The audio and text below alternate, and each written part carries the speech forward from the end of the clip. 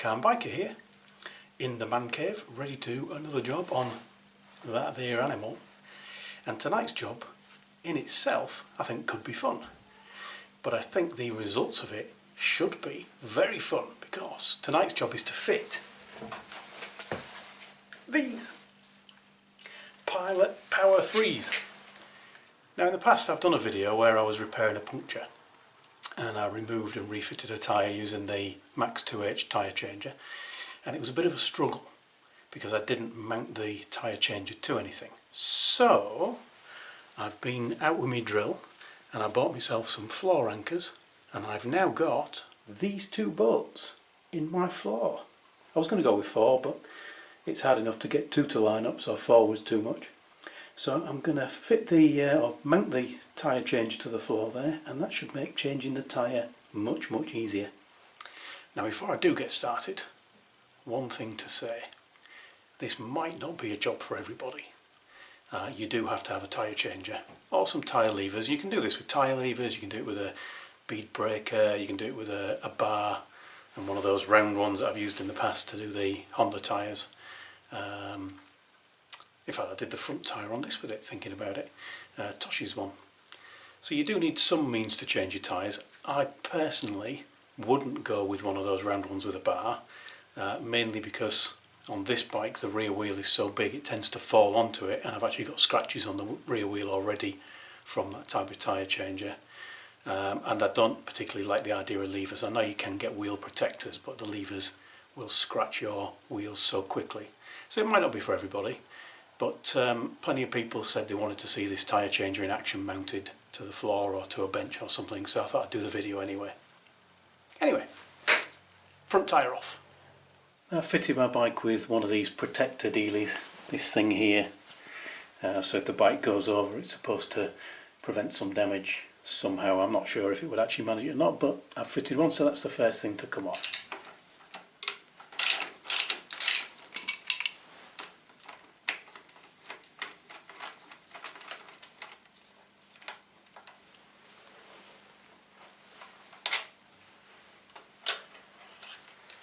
That's the protector, so that just goes straight through the axle and gives you these 2 little things to land on should it tip over. So what I'm going to do next is just pop off the caliper with these 2 bolts. What I'll do is I'll loosen them first and then I'll do the other side. I don't like having the calipers hanging for too long. Luckily on this bike it's not a big deal, because once the wheel's out I can actually just put them back in here quite easily. There you go.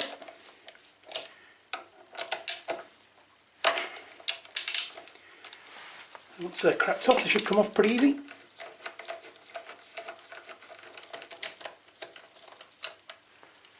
And then what I can do, just move them away a little bit, make sure those bolts are out, just gentle pressure against the disc, just to try and push the pads back a little bit, so that I can very carefully make sure they don't scratch the wheels when they come off. Fingers between the wheels and the caliper so I don't scratch anything. And all I'm going to do is pop that back on for a minute. Should go on fairly easily now that the pads are apart anyway, and just hold it with a couple of threads on there while I do the other side.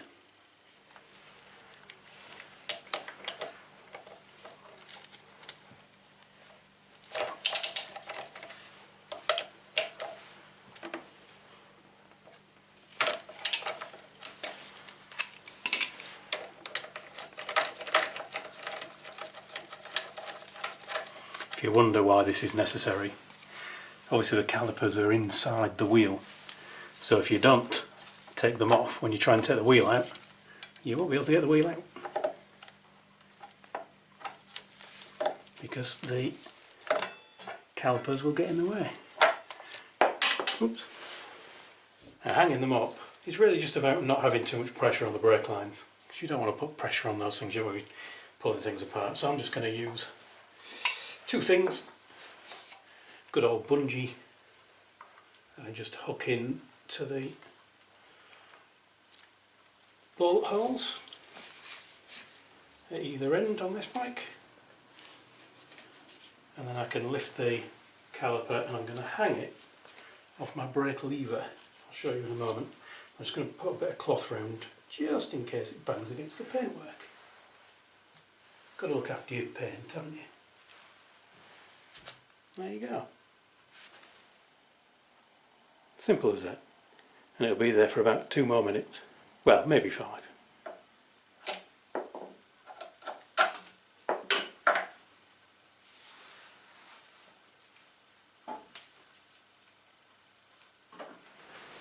Now with all that metal work out of the way, I can now get the axle out, which is 3 things. There are 2 axle clamp bolts, which are just under here, very hard to point a camera at, and then there's a big Allen key for the axle itself.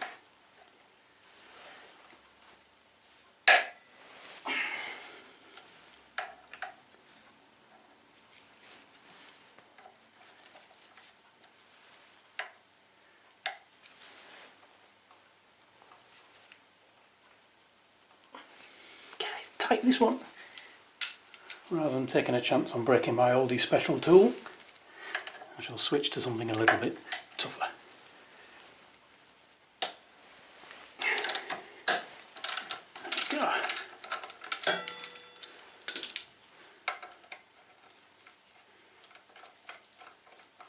And you don't have to remove these. See here, this is what these 2 bolts clamp together. So this gap here closes up to hold the axle in place.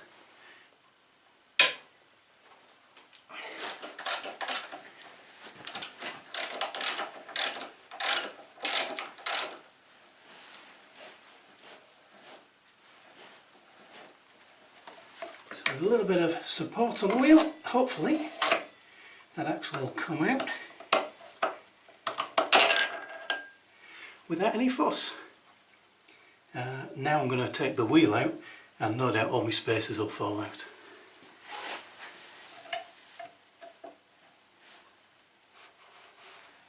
Oh, they didn't.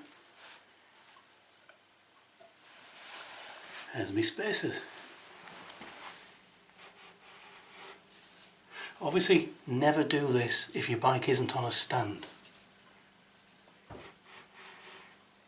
Now I'm going to be moving this wheel around quite a lot, and I'll be moving it when there's a tyre not on it. So the tyre's got this handy little arrow telling me which way around the wheel goes when the tyre's on there, and obviously I need to fit the other tyre the right way around and then make sure the wheel's in the right way around and all that kind of thing. And I could work it out by looking at the pattern and all that kind of thing, but my favourite way of dealing with this is just to draw an arrow on the brake disc. Wheel goes that way.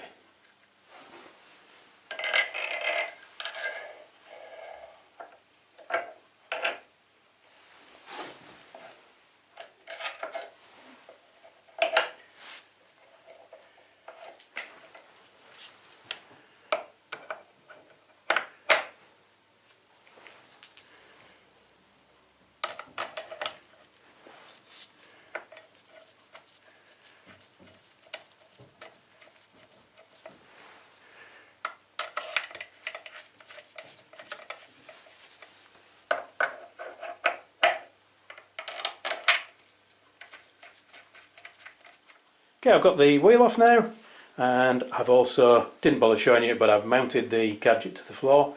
Now we get to the problem of always needing 3 hands for this type of job, so where can I get a 3rd hand from? How about that one? That'll do nicely. Okay, so before I can do anything on this tyre, I need to let all the air out, because the idea of trying to take a tyre off that's full of air is not happening. And letting the air out like this is not only very slow, but it's not very effective either. It's always going to leave some in. So I've got my trusty gizmo just to whip out the valve.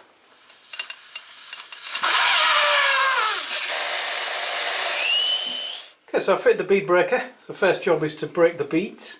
Basically there's a groove inside the wheel on each side, and the wire that's in the tyre fits inside that groove, holding it tight so that hopefully air doesn't leak out, because, you know, we don't want flat tyres. It does mean though that it takes a bit of effort to get that out, so you've got this leverage mechanism that pushes down on the edge of the tyre to try and pop that wire out. The good thing with this tyre changer, sounds like famous last words, but if it's set up correctly, it can't hit your wheel, which means in theory it can't scratch your wheel.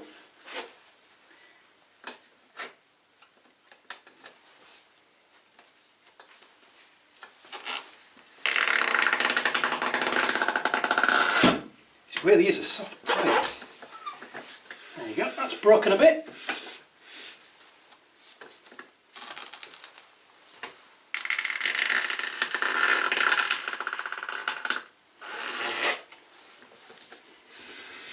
You can see how this is coming away. Really shouldn't do that with your fingers, because if it did pop back on, that could be painful. I could be using that third hand.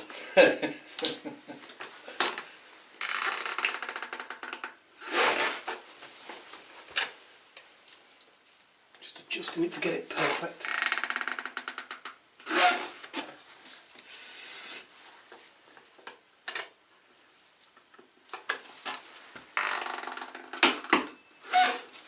Can hear it cracking off.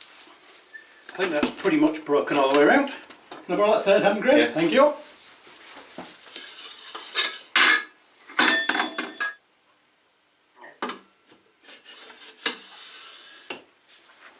Thank you kindly.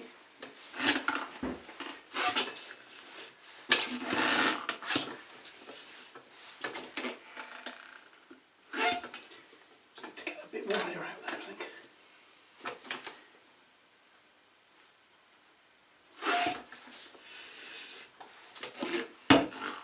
There you go. Can hear it pop off. So the next tool I'm going to use is this contraption. The weird vinyl head designed to touch your wheel but without scratching it, so it's a soft plastic, much softer than the paint on a wheel. Basically, here, this little groove fits on the edge of your rim. You pull the tyre over the top and then you spin it round and it pops your tyre off. But before I start, I'm going to lube up my tyre and my rim with tyre soap. The more lubricant the better, makes it a lot easier to get these things off. That reminds me, I need some new shaving foam. Tosh actually uses shaving foam. Does he? Yeah. When I turned up to do my tyres with this, he looked at me like I was mad and he was desperate to get his shaving foam out. But the stuff he uses I'm allergic to, so I said, don't be spraying that around me. Oh, right. Is this just soap? Basically, but it's designed for tyres. Right. And it's, when it dries, so when it's wet it's a lubricant, when it dries, I suppose it's like soap in a way, isn't it? Soap dries hard and goes kind of sticky and fills gaps. Well, the idea with this is that when it dries out, when you've put your new tyre on, if there is anything where the bead has got a slight gap to the wheel, it's supposed to fill it. How true that is I don't know, but it claims to do that. So, put the attachment on,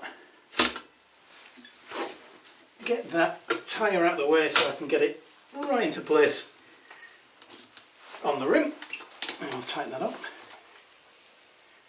So basically that's just going to spin round, but if it spun round at the minute it would do nothing because it's on top of the tyre. Yeah. So push the rest of it down into the middle, because the wheel is concave, so if I can get the bead in the middle, it gives us a bit more slack. And then tyre lever this over the top. And the nice thing about the design of the tyre changer is when you're levering, you're actually not levering against your wheel, you're levering against the changer. Right. So again, you can't actually scratch anything.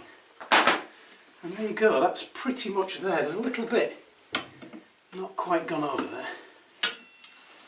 Let's see if that's going to go or not. I don't really. There you go. So now this runs around the rim and takes it off. That's right. Ah, right, I see, yeah. So let's run this round. And there you go. Look at that. Simple as that. And then what we need to do is get that last bit over, and then it's the same again for the bottom bead. This one's a bit of a pain, I have to say, but it's the same principle. Tyre lever in, lever it over, spin the thing round and off it pops. So does it come out from this side? The whole tyre will come off upwards. Right, yeah. So you've got to get down inside here now. that's right. I've got to Oh right, yeah. get the tyre in. Awkward, yeah. Got to get the tyre lever in there and get it past the tyre on the other bead. So again, trying to get that bottom bead into the centre. This is why you need lots of hands. Find the bit of meat tool, and then there you go. So just again levering that over the tool. So you can see now just how the tyre is sitting on top of the head of that tool again. So if I zoom out, and let's whip the tyre off.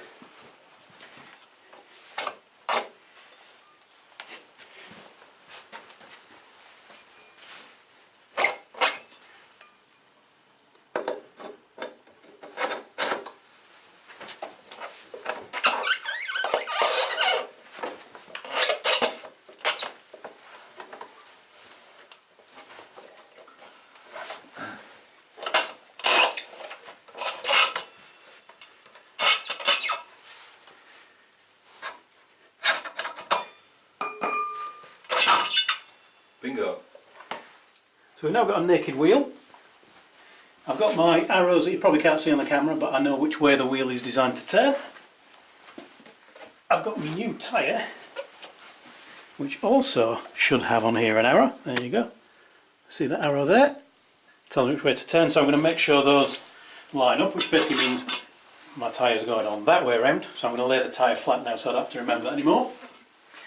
And then what I'm going to do is just get more tyre soap everywhere that I want this thing to slide, basically. So I'm now using it as a lubricant. As I mentioned earlier, when this stuff dries, it's supposed to then almost be like a gluey, fillery thing. Do you do that inside and outside? There's plenty on here that goes inside as well, yeah. so right. that should do it fine. Now with luck, so I'll turn this over, last check of my arrows. So that is the same way around. So with luck, this should, on the first side, again lining up with the middle, pop on. That's the first side done. For the second side, we need the tool. Now hopefully you could see that on the video. I should have pointed the camera back at the wheel, but you could see it from the edge, I hope. I didn't cheat, honest. I didn't cheat, did I, Graham? No, you definitely didn't cheat. No, it was very impressive. So next we're going to use the tool again to get this on. So again, another coating of soap, and I'm just going to add a bit of my magical H2O to my soap to keep it nice and foamy. Yeah. Just to make sure it's all good and lubricated before I start. That's the wheel, the tyre. It's about as much as I'm going to get. So that basically has two different heads. It has the one for putting the tyre on and the other one for breaking the bead. That's right. Right, okay. So this, I just need a bit of this tyre over. Again, trying to keep everything in the middle. And then the head can go on. And again, just getting it to drop in like that behind the rim.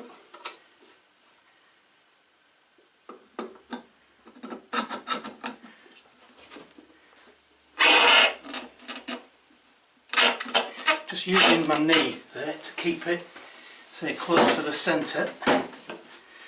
And if it starts to try and follow me round, I'll need to put something in there to stop the tyre spinning.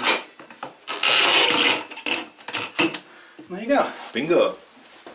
Right, we're nearly there now. So we've got a tyre on, but the beads aren't seated. But it's got lots and lots of soap in there, so it should still be good and slippery. The way to seat the beads is with a compressor and a pump. Now I have seen this done with a foot pump, but I really don't recommend it. I think he had to have quite a serious heart operation afterwards. Oxygen mask. So basically, pop the tyre inflator on, and we're just going to pump this up, and as the tyre fills up it should expand. The wires of the bead should find the wheel rim gaps, what do you call them, slots, and you'll know it has because you'll hear 2 gunshots. It pops, doesn't it? It certainly does.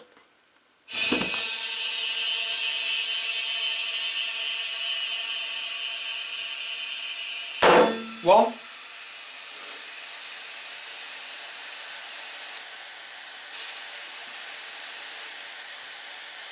Oh, come on, you know you want to. Of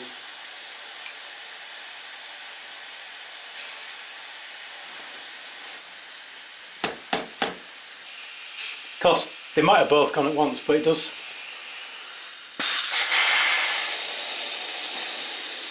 So I'm going to spin this over and see if the other side has seated, because they may have both seated with one pop, which spoils the fun, but you know, as long as they're in.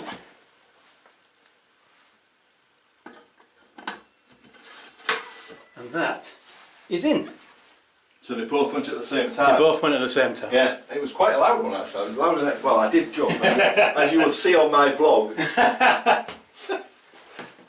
So now, because that is absolutely flat again, of course, because there's no valve stem in.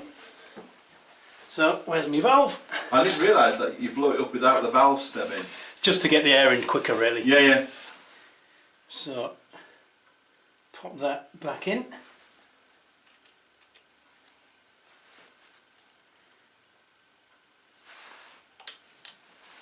And now we can inflate it again.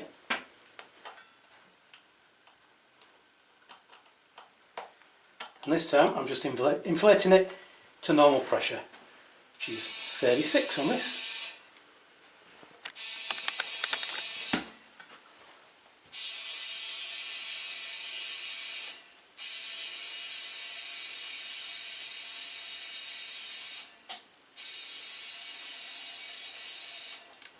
And that is a tyre changed. The next job is to balance it. Now this video has probably gone on far too long, so I shall balance it separately. Thanks for watching everyone, ride safe, and I shall talk to you all again soon.